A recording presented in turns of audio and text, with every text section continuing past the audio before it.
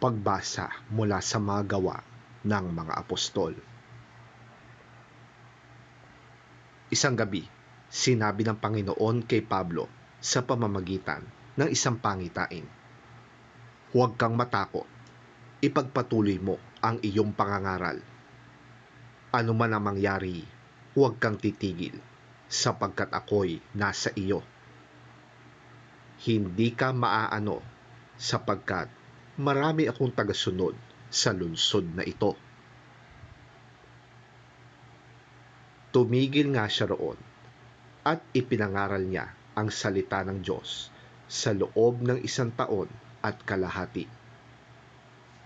Nang si Galyo ay naging gobernador ng Akaya, nagsama-sama ang mga Hudyo sa pagdakip kay Pablo at pagdadala sa kanya sa hukuman.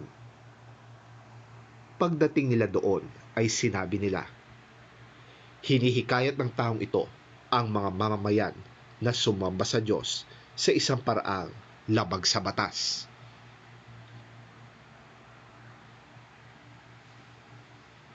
Magsasalita na sana si Pablo nang sabihin ni Galyo, kung ang usapin ito'y tungkol sa isang mabigat na pagkakasala o paglabag sa batas, makatwirang pakinggan ko kayo.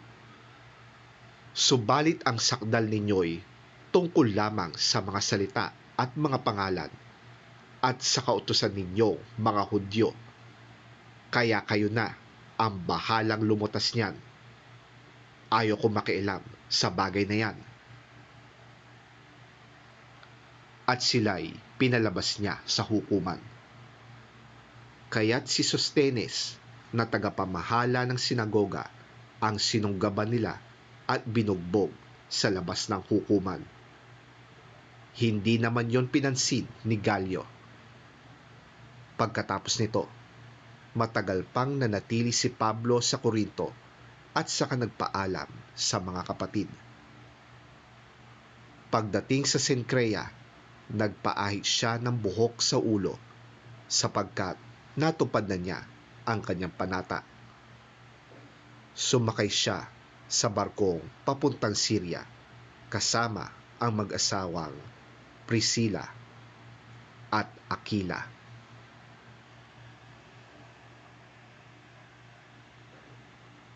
Ang salita ng Diyos. Salamat sa Diyos.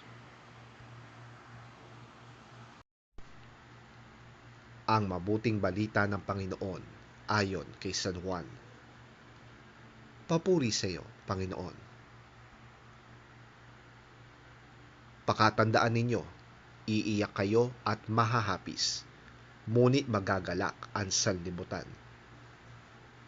Labis kayong malulungkot, subalit yan ay mapapalitan ng kagalakan.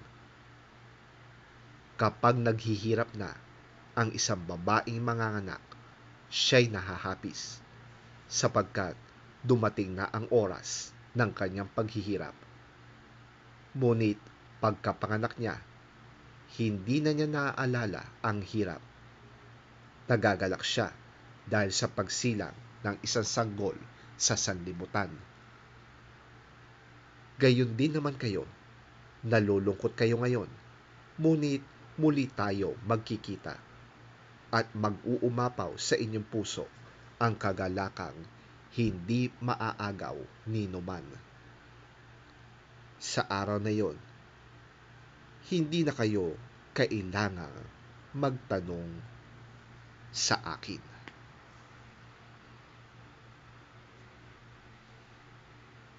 Ang mabuting balita ng ating Panginoon.